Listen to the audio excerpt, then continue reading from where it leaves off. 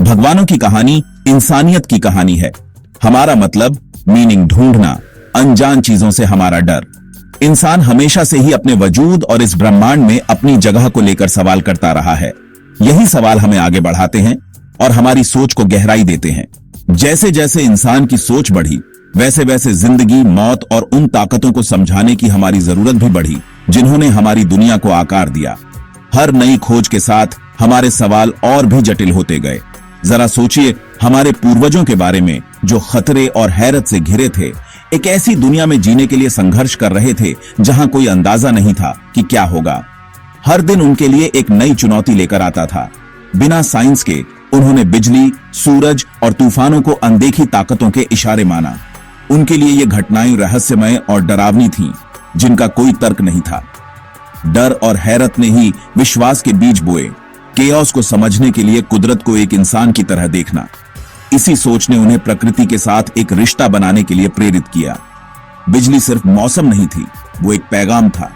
हर गड़गड़ाहट, हर चमक में कोई संकेत छुपा हुआ लगता था। नदियों में रूहें फुसफुसाती थीं, पेड़ों की सरसराहट, पानी की आवाज, हर चीज में कोई आत्मा, कोई कहानी छुपी थी। जिंदगी और मौत अनदेखी ताकतों की तरफ इशारा करती थीं। जन्म और मृत्यु के रहस्य ने उन्हें और भी गहराई से सोचने पर मजबूर किया। यह बेवकूफी नहीं थी, बल्कि दिमाग का मिस्ट्री में ऑर्डर ढूंढने का तरीका था। इंसान ने कैओस में भी पैटर्न खोजने की कोशिश की। कुदरत को एक इरादा देकर शुरुआती इंसानों को कम बेबस महसूस हुआ। उन्हें उम्मीद थी कि वे अपने आसपास की दुनिया पर असर डाल सकते हैं। यह उम्मीद ही उनकी सबसे बड़ी ताकत थी। इन पहली रूहानी हलचलों ने एक बदलाव दिखाया। इंसानों ने खुद को एक बड़े रहस्यमय ऑर्डर का हिस्सा मानना शुरू कर दिया। वे अब खुद को अकेला नहीं समझते थे। अनदेखी ताकतों के विचार ने उन्हें ब्रह्मांड में अपनी जगह समझने के लिए एक ढांचा दिया। यह ढांचा उन्हें सुरक्षा और बिलोंगिंग की भावना देता था। पैटर्न और मतलब ढूंढने की इस जरूरत ने भविष्य के सभी धर्मों की नींव रखी। हर चित्र, हर कहानी एक नए विश्वास की शुरुआत थी। यह ब्रह्मांड के साथ हमारी लंबी बातचीत की शुरुआत थी। इंसान ने पहली बार सवाल पूछना और जवाब ढूंढना शुरू किया। भगवानों का जन्म हमारी कल्पना का विजिबल से आगे बढ़ने का जन्म था। यहीं से इंसान की रूहानी यात्रा की असली शुरुआत हुई, एक ऐसी यात्रा जो आज भी जारी है। जैसे जैसे सोच विकसित हुई, डर और हैरत जीववाद, एनिमिज्म बन गए। एक ऐसी सोच जिसमें इंसान ने खुद को कुदरत से अलग नहीं, बल्कि उसका हिस्सा माना। यह मानना कि कुदरत की हर चीज में एक रूह होती है, चाहे वो पेड़ हो, पत्थर हो या बहती नदी। हर चीज में जीवन और चेतना का अंश है। पेड़, पत्थर, जानवर, यहां तक कि हवा भी जिंदा थी, एक वाइब्रेंट, आपस में जुड़ी हुई दुनिया का हिस्सा थी, जहां हर तत्व का अपना महत्व और भूमिका थी। शमन, शामन्स मार्गदर्शक के रूप में उभरे, इंसानों और रूहों के बीच मध्यस्थता करते हुए इलाज या कामयाबी के लिए रस्में निभाते थे और समुदाय को आध्यात्मिक दिशा दिखाते थे। गुफाओं की पेंटिंग और पवित्र स्थल इस गहरे जुड़ाव को दिखाते हैं। कुदरत का सम्मान किया जाता था, उसका शोषण नहीं, और हर निशान में एक कहानी छुपी थी। जीववाद ने सिर्फ एक्सप्लेनेशन से ज्यादा कुछ दिया। इसने एक जीने का तरीका बनाया, जमीन के प्रति सम्मान और जिम्मेदारी को बढ़ावा दिया, जिससे इंसान और प्रकृति के बीच संतुलन बना रहा। हर जगह रूहों को देखकर शुरुआती समाजों ने दुनिया के साथ किनशिप की भावना विकसित की और हर पीढ़ी ने इन मान्यताओं को आगे बढ़ाया। इस वर्ल्ड व्यू ने सद्भाव और स्थिरता को बढ़ावा दिया, कुदरत की ताकतों के साथ सहयोग के माध्यम से सर्वाइवल सुनिश्चित किया और समुदायों को एकजुट रखा। जीववाद दुनिया के साथ संतुलन में रहने के लिए एक सोफिस्टिकेटेड सिस्टम था, जिसने इंसान को प्रकृति के साथ गहरे रिश्ते में बांध दिया और जीवन को एक पवित्र जिम्मेदारी बना दिया। खेती ने सब कुछ बदल दिया। सेटल्ड लाइफ से नई उम्मीदें और चिंताएं आईं। सफलता बारिश, सूरज और उपजाऊ मिट्टी पर निर्भर करती थी, इसलिए कुदरत की रूहें अलग अलग देवी देवता बन गईं। सूरज एक देवता बन गया, पृथ्वी एक पालन पोषण करने वाली मां, बारिश एक शक्तिशाली देवता जिसे खुश करना था। मिस्र, मेसोपोटामिया और भारत में देवताओं ने इंसानी गुण और कॉम्प्लेक्स कहानियां अपनाई। ये देवता विकास और क्षय के चक्रों को समझाते थे और उनका फेवर पाने के लिए रस्में निभाई जाती थीं। त्योहारों और मिथ्स ने समुदायों को एकजुट किया। लोगों को अपने भाग्य पर नियंत्रण का एहसास कराया।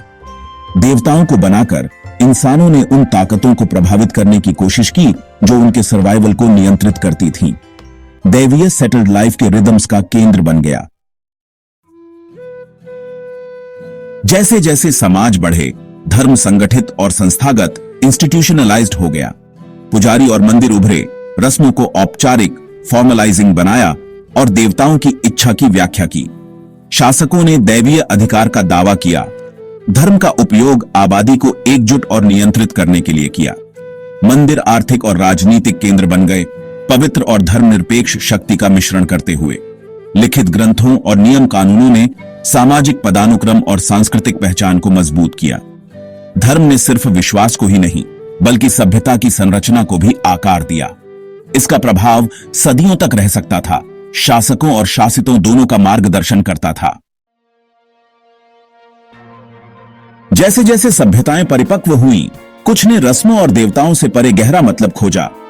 भारत में उपनिषद, बौद्ध धर्म और जैन धर्म ने वास्तविकता, नैतिकता और दुख से मुक्ति की खोज की। चीन में कन्फ्यूशियसवाद का उदय हुआ, सद्भाव, सम्मान और नैतिक आचरण पर केंद्रित। और ताओवाद, जिसने सादगी और कुदरत को अपनाया। ग्रीस में सुकरात और प्लेटो जैसे दार्शनिकों ने गुण, न्याय और दैवीय प्रकृति पर सवाल उठाए। इन परंपराओं ने पूजा जितनी ही ज्ञान, नैतिक जीवन और आत्म समझ को महत्व दिया। उन्होंने बाद के धार्मिक और दार्शनिक विचारों की नींव रखी।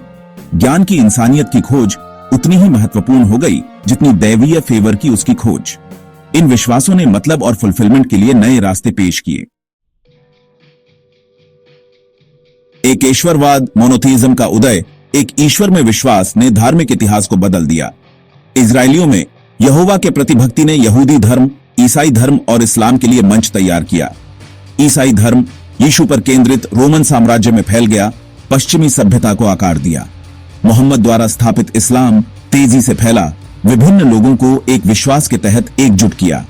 इन अब्राहमिक धर्मों ने कॉम्प्लेक्स धर्मशास्त्रों, पवित्र कानूनों और शक्तिशाली संस्थानों का विकास किया।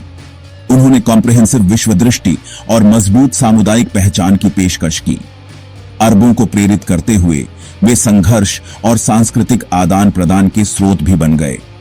एकेश्वरवाद ने दुनिया के आध्यात्मिक और राजनीतिक परिदृश्य को नया रूप दिया।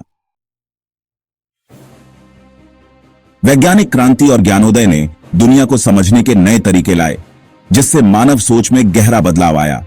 अब सवाल पूछना और तर्क करना, खोज और प्रयोग करना सभ्यता के केंद्र में आ गया।